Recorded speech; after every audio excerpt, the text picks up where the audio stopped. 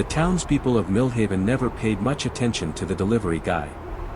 Every morning, just past 8, his van, dusty, unmarked, reliable, hummed down Sycamore Lane. Neighbors waved, kids ran past him with skateboards, and doors creaked open to accept packages with sleepy thank yous. No one asked questions. Why would they? His name was Daniel Harper. Quiet. Polite. Always on time. But what no one knew, what no one even suspected, was that Daniel always took a photo at every house he delivered to. Not of the house number, or package, or even proof of delivery. No, he took photos of the people. Sometimes through cracked doors. Sometimes through curtains. Sometimes, when they didn't even know he was watching. Before we delve deeper, kindly subscribe, like and comment your thoughts in the comments section. It was Detective Claire Monroe's first week back after maternity leave when she got the call. A cyclist had found a discarded camera in the woods behind Millhaven Middle School. Odd, considering it was buried beneath a layer of plastic, triple-wrapped and taped shut, like someone didn't want it found. Curious, she popped the SD card into her laptop at the station. What she saw made her go cold. Dozens of photos. Dozens of homes. Men brushing their teeth in front of bathroom mirrors. Teenage girls dancing in their bedrooms. Old women in nightgowns reaching for their mail.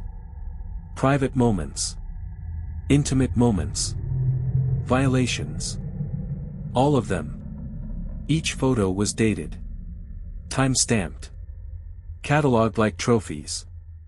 And worse, in the background of one particular photo, a girl. 9-year-old Marcy Lane. Missing for 3 weeks. Presumed abducted. Her poster still flapped on bulletin boards outside the bakery. In the photo, she was smiling. Sitting on a couch. Holding a teddy bear. She looked alive. The town ignited. News trucks. Helicopters. Investigations into every delivery company operating in Millhaven. But it didn't take long. The van wasn't registered. The plates were fake. But Daniel Harper's name came up in a recent address change, a P.O. box used to ship dozens of parcels from unknown senders. Detective Monroe and her team moved fast. SWAT was briefed. Cameras mounted. They followed his route like shadows. He stopped at 9 houses in one afternoon. At each house, he lingered. Just for a moment. Holding something in his hand. Something small. Mechanical. Then, finally, he pulled into the long driveway of a blue farmhouse at the edge of town. It matched the background of Marcy's photo. They stormed in. What they found shocked them. Marcy was there. Alive. Safe. Eating ice cream and watching cartoons. She smiled at the officers. "He's nice," she said. "He saved me." The officers exchanged confused glances. In the next room, Daniel stood silently, hands raised, compliant. Detective Monroe cuffed him, fire raging in her eyes. "You're under arrest for the abduction of a minor." But Daniel calmly looked at her and said, "You've got it all wrong." Back at the station, the interrogation was fierce. But Daniel never resisted. He simply slid over a small red notebook and whispered, "Start here. Look closer." Inside were pages of addresses, photos, times, notes. One page caught Monroe's eye. A pattern. All the houses Daniel visited had prior incidents, reports of abuse, neglect, child endangerment. Cases dismissed. Overlooked. Buried. But Daniel hadn't forgotten. He had been there. Delivering packages. Listening. Watching. Documenting. Each photo wasn't perverted. It was evidence. Marcy had lived 3 doors down from her biological father, a convicted predator recently released. One day, Daniel had delivered a package and heard crying. The police hadn't come. CPS had closed the file. So he waited. Watched. Until he saw her alone outside. He took her. Not to harm her. But to rescue her. He fed her. Schooled her. Hid her. And gathered every shred of documentation to eventually go public. He just hadn't gotten that far. The camera was supposed to be his proof, not his downfall. Detective Monroe sat back in her chair. Everything in her career had told her to see men like Daniel as predators. But this wasn't black and white. The forensic team later confirmed it. Each photo was time-stamped during ongoing abuse reports. Some matched calls to 911 that had gone unanswered. And every person in the photos were either victims or perpetrators. The tables turned. Instead of Daniel being the monster, he became the key witness. Weeks later, CPS reopened 12 cases. 4 arrests were made. 3 children removed from toxic homes. And Marcy's father? Back behind bars, for good this time. The town split in 2. Some called Daniel a vigilante, a dangerous man with a god complex. Others whispered that he was a guardian angel, doing what the system refused to do. As for Daniel, he refused to press. Didn't attend hearings. He simply disappeared. No one saw the van again. But a month later, Detective Monroe received a package at her front porch. Inside was a new camera, and a note. "You stopped me before I could finish." Maybe that was a good thing. But there's more. So much more. D. Below the note. A single photo. It was her own house. Taken from the street. And in the corner of the frame, a man she didn't recognize, leaning against her mailbox. Watching. Her baby's nursery light was on upstairs. Detective Claire Monroe stared at the photo for the 3rd time in 10 minutes. It was printed on thick, matte paper, the kind you get from a proper photo lab, not some home printer. The framing was precise. Too precise. Her home sat centered in the frame. Her porch light off. Curtains drawn. Quiet. Normal. But there, in the bottom right corner, barely visible in the dark, was the man. Leaning against her mailbox. Not moving. Not waving. Just watching. And the nursery light upstairs was on. Claire tightened her grip on the photo. Her baby, Liam, had been asleep by 8 p.m. that night. She remembered it well: bath, bottle, bed. Nothing unusual. But this photo was time-stamped at 9:13 p.m. Claire checked her baby monitor history. Right at that time, the screen flickered. Only for a second. Then it came back. Liam had been staring toward the window. She scanned the photo again, this time looking at the man's outline. No distinct features. Just a heavy coat. Maybe a hat. But something about his posture felt familiar. Casual. Like he'd done this before. Claire turned the photo over. Nothing on the back. Just the note Daniel left in the package. "You stopped me before I could finish." Maybe that was a good thing. But there's more. So much more. D. She didn't sleep that night. At 3:40 a.m., Claire drove down to the station. Alone. She didn't wake her husband. Didn't call backup. Just unlocked the forensics cage and pulled Daniel Harper's red notebook from evidence. The same one he'd slid across the table after his arrest. She hadn't looked through it all back then. No time. The Marcy Lane case had overtaken everything. But now, flipping past the familiar pages, addresses, delivery logs, notations in red ink, she found something she'd missed. Before we delve deeper, kindly subscribe, like and comment your thoughts in the comments section. Newer entries. Dated after his release. Or maybe, after he vanished. Each entry listed an address, a first name, an incident report number, and a symbol, a small triangle, circled. Claire recognized one address immediately. Her own. The triangle next to it was circled twice. And underneath it, in tiny handwriting. Same signs. Same waiting. But worse. Her husband doesn't see it. The neighbor knows. Claire felt her blood run cold. Her husband. Her neighbor. She turned the page. There were 5 more addresses. All in Millhaven. All within 3 miles of her own. Each with similar notes. TV always too loud. Screaming muffled.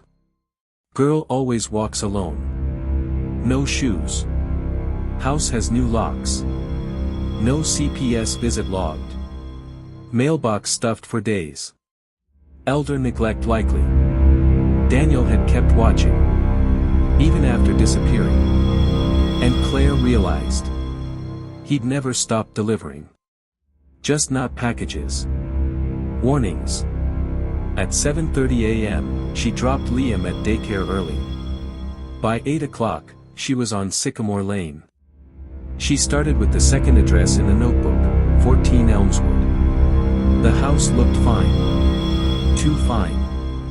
The grass is perfectly cut. Curtains closed. No sign of life. She knocked. A woman answered. Maybe 40s. Pale. Nervous eyes. Claire flashed her badge. Millhaven PD, routine wellness check. We've had a flagged 911 hang-up from this address last week. The woman blinked. Hesitated. Then stepped aside. Inside, the house was spotless. Sanitized. But, silent. Claire scanned the room. Something was off. Too many locked doors. She heard movement upstairs.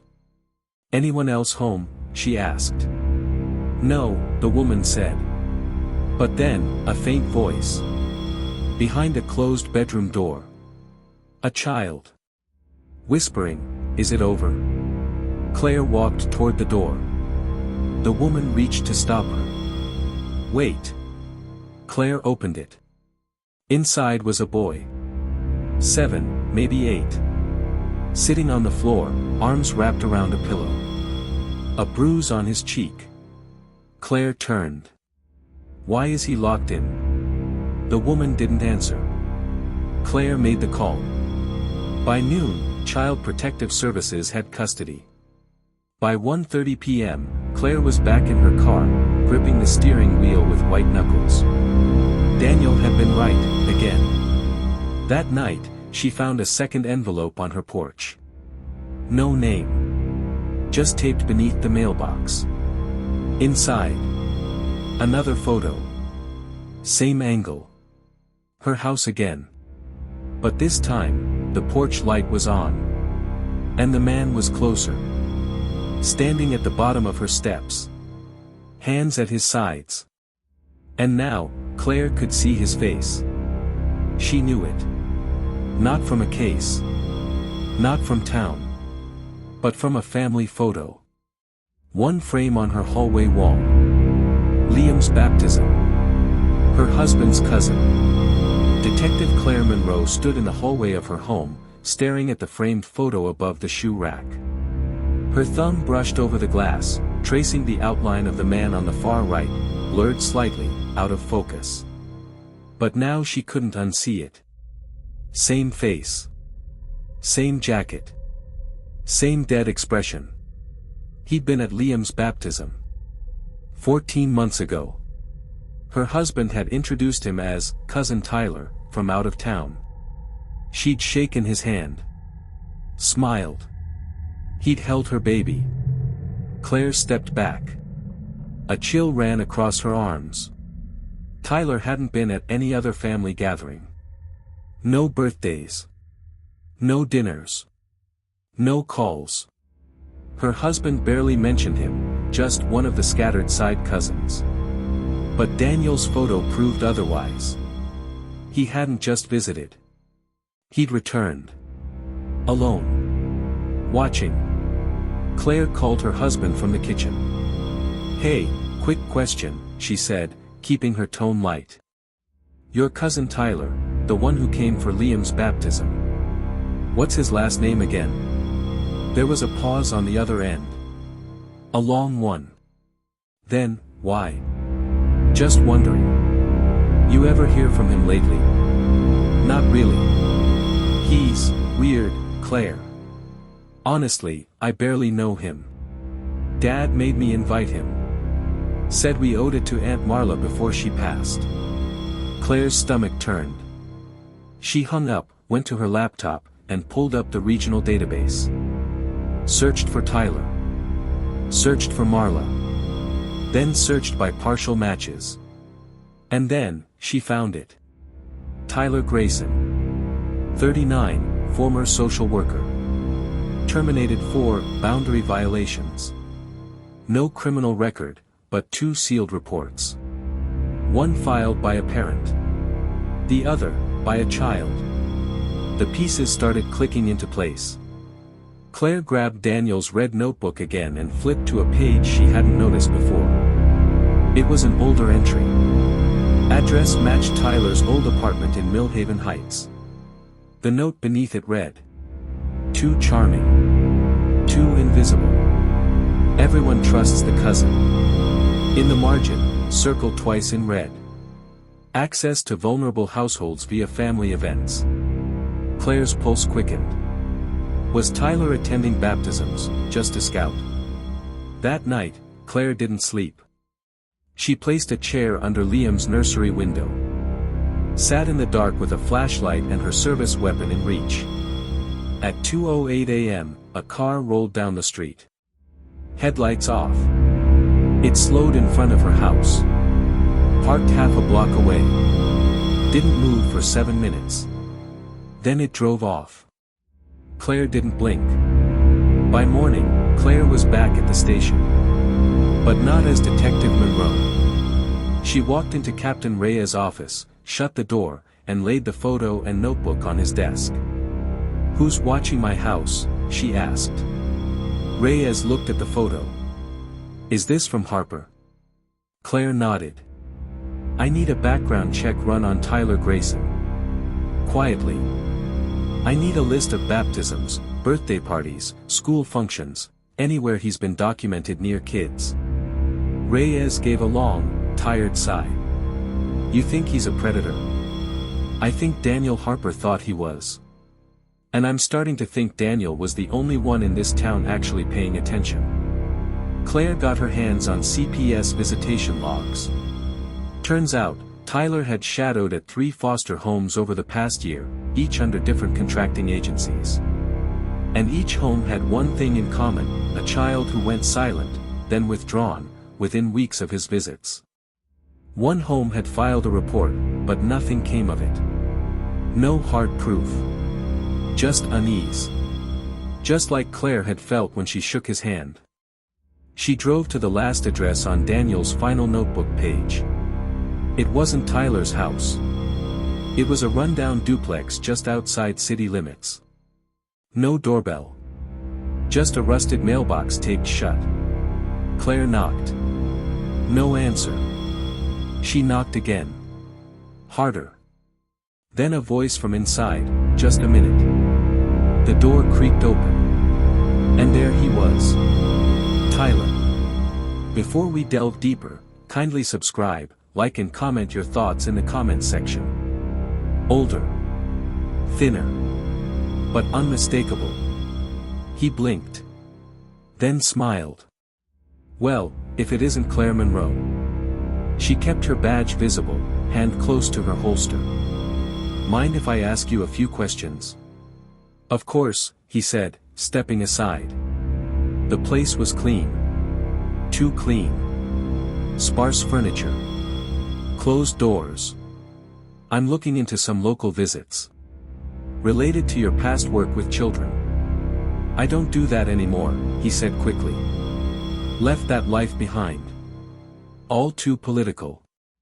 She caught it, the rehearsed line. A man who'd said it too many times. Mind if I use your bathroom? Tyler gestured down the hall. As she walked past a cracked door, Claire saw something she wasn't prepared for. A child's jacket. Tiny. Red. Resting on the couch. The same jacket Marcy Lane had been wearing in one of Daniel's photos. Claire stepped back into the hallway, her voice low and even. Is someone else here? No, Tyler said flatly. I heard something. You didn't. Claire's hand went to her sidearm. Step back from the hallway. Tyler didn't move. He just stared at her. You have no warrant, he said softly. No, Claire replied. But I have reason to believe you're endangering a child. He chuckled. Slow. Chilling. You think you're the first person who's come through that door with a badge and good intentions? Claire narrowed her eyes. And then, the closet door behind him creaked open. A boy stepped out. 7, maybe 8. Pale. Quiet. And behind him, another child. A girl. Younger. Barefoot. Both of them stared at Claire. And for a moment, everything froze. Until Tyler reached for something behind the couch. Claire drew her weapon. Don't. Claire's breath held steady, but her finger tensed on the trigger. The two children didn't move. Neither did Tyler. His hand hovered just behind the couch.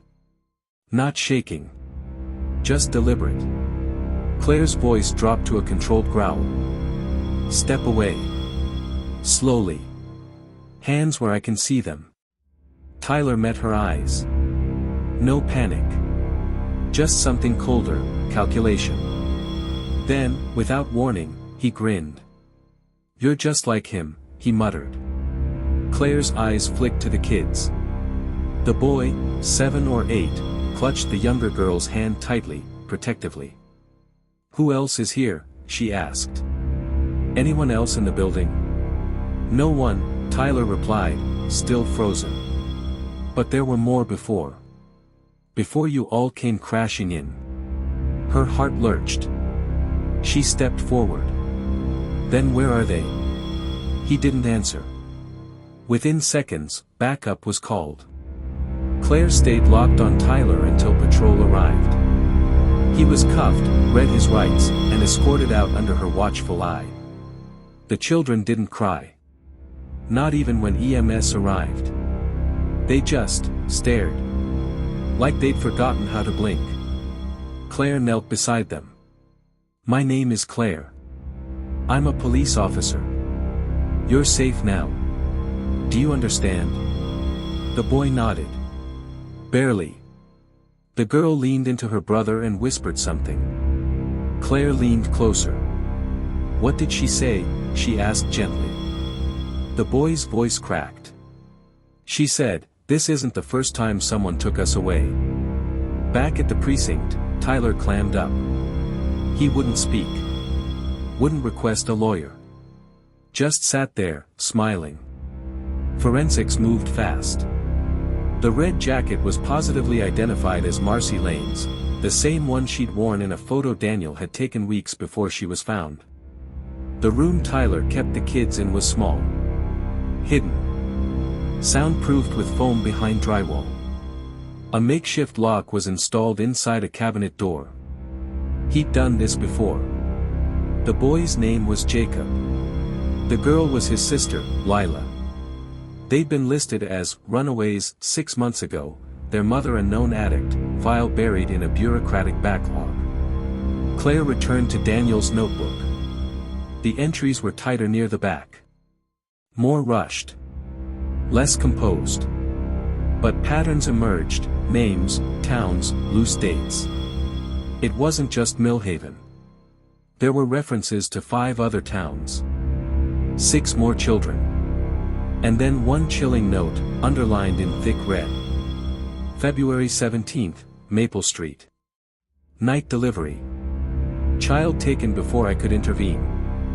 Man had a badge. Not the police. Claire froze. Not the police. Her stomach churned. She opened a separate drawer and pulled out a file from a missing persons database, one of Daniel's flagged cases. A girl named Zoe, 5 years old. Disappeared from Maple Street. Her mother's last reported contact. A man in uniform returned a dropped toy. Said she forgot it. Claire's hands shook. Daniel had been tracking something much darker than just isolated abuse. That evening, after filing the new evidence, Claire drove home, exhausted but restless. The nursery monitor was on. Liam slept, safe in his crib. She walked to the kitchen. There, sitting on the counter, was a brown envelope. No stamp. Her name scribbled in ink. She opened it slowly. Inside, 3 photographs. One of Zoe, smiling. One of Jacob and Lila, sitting on a swing set, dated over a year ago. And one more, blurred, taken from a distance. A man in a delivery uniform. Not Daniel. Another man. Claire flipped the photo over. Written in pen. He's still out there. This isn't about me anymore. You were never the target. They are. Keep looking. D.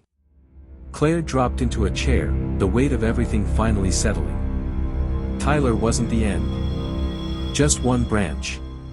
And Daniel? Maybe he hadn't disappeared after all. Or maybe, someone else was carrying on his work.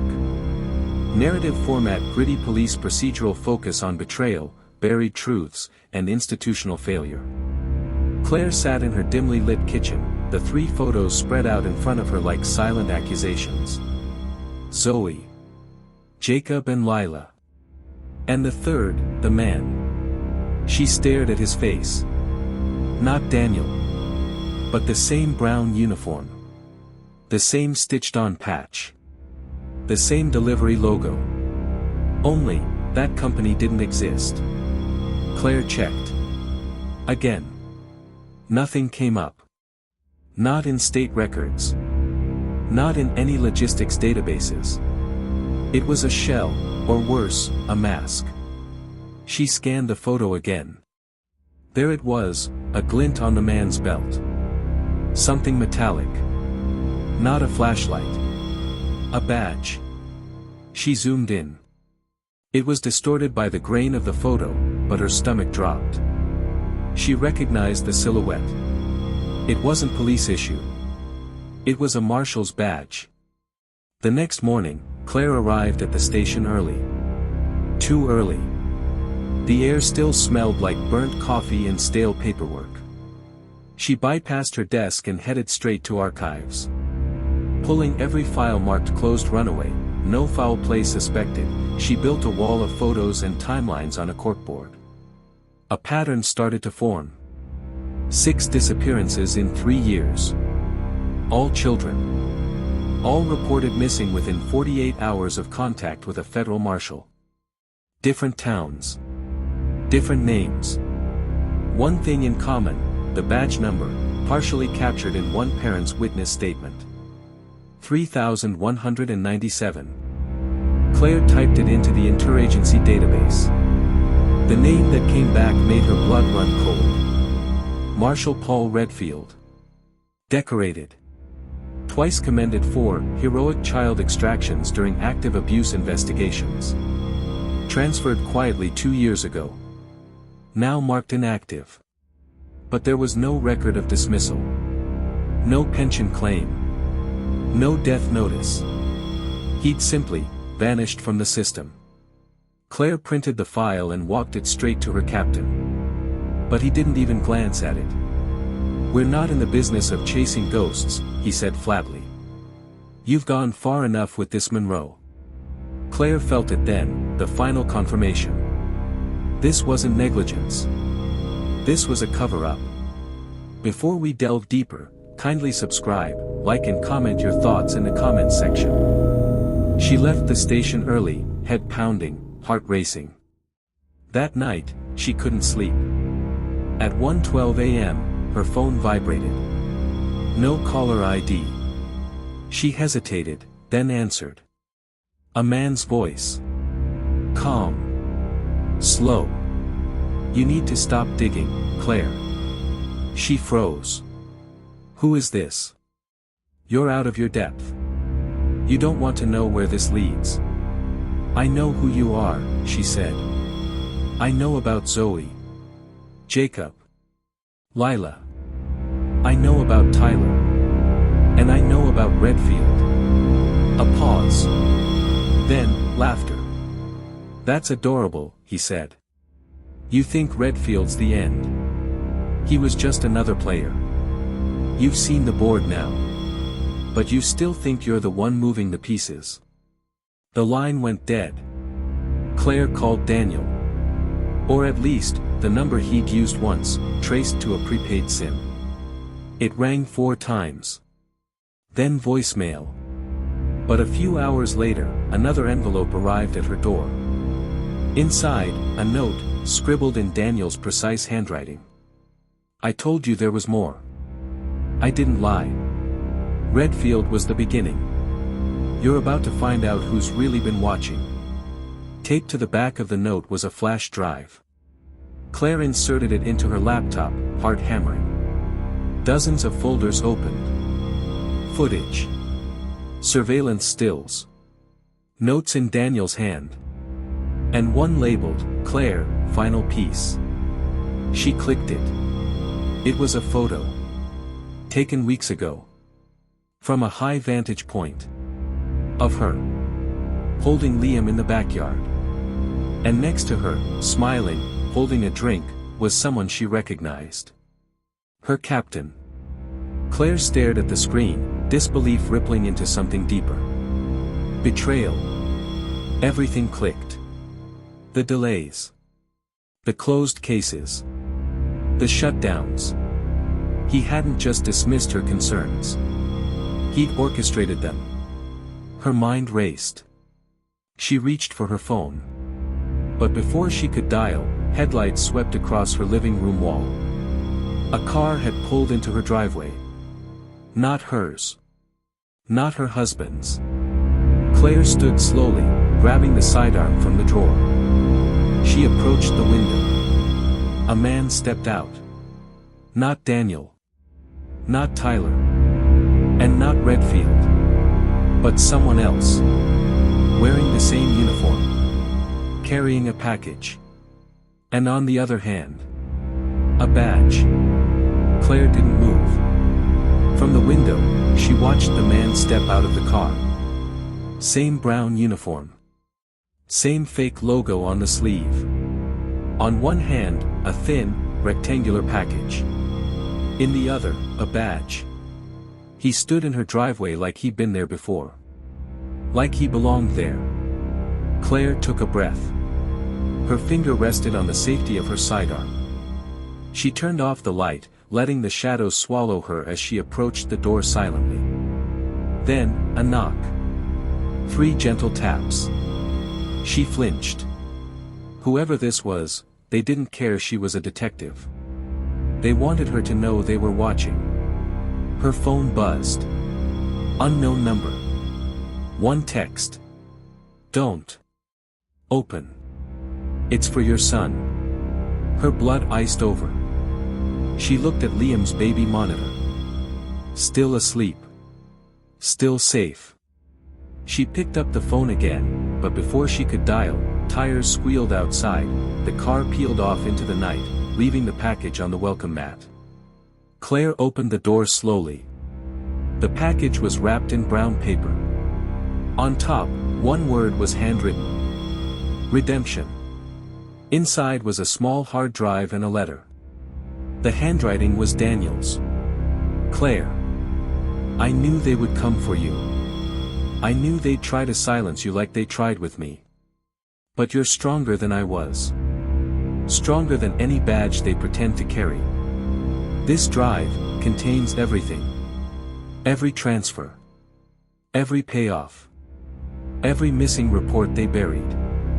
Redfield was just one pawn. Your captain. The bishop. But the king? He's still on the board. And he's watching. Do what I couldn't. D. Claire backed into the room, sat at her laptop, and loaded the drive. The screen is filled with documents. Dozens of case numbers matched with incomplete tags. Redacted transcripts. A spreadsheet of falsified family court orders. Photos. Bank records. And audio files. One of them, her captain's voice. She's getting close. If Daniel resurfaces, he's dead. If Monroe keeps pushing, leak something, make her look unstable. I don't care. No press. No hearings. No more kids. Her fingers trembled. Everything she'd feared. All of it was real. Claire didn't sleep that night. She made copies. Distributed them to 3 trusted contacts. One to internal affairs. One to the press. The third? She sent it directly to the U.S. Marshal's office. By morning, her captain was gone. Not arrested. Just, gone. His house emptied overnight. His phone disconnected. His bank accounts drained. Vanished. But the backlash had already begun. The IA probe exploded. Retired officers came forward. A journalist leaked the spreadsheet to the local news. Names, faces, timelines. The Millhaven cover-up unraveled live on television. 12 officers were suspended. 6 federal officials were questioned. 4 missing children were found, alive, though traumatized. The world moved quickly after that. But Claire didn't. She waited. Watched. She kept Liam close. She didn't trust babysitters. Or unmarked vans. Or brown uniforms. The war Daniel had started, she was finishing. 2 weeks later, another envelope arrived. No name. No return address. Inside, a photo. Daniel, sitting on a bench. Smiling. Unshaven. Alive. Beside him, a young girl held his hand. Another rescue. On the back of the photo, a note. Some angels don't have wings. They have van keys. Keep driving. D. Claire smiled through tears. Maybe he hadn't vanished after all. Maybe justice didn't always wear a badge. 6 months later, a memorial plaque appeared outside the Millhaven Police Department. No ceremony. No unveiling. Just a steel engraving. To those who listened when the system didn't. And took the long way to justice. Below that, in smaller font. We remember. The end.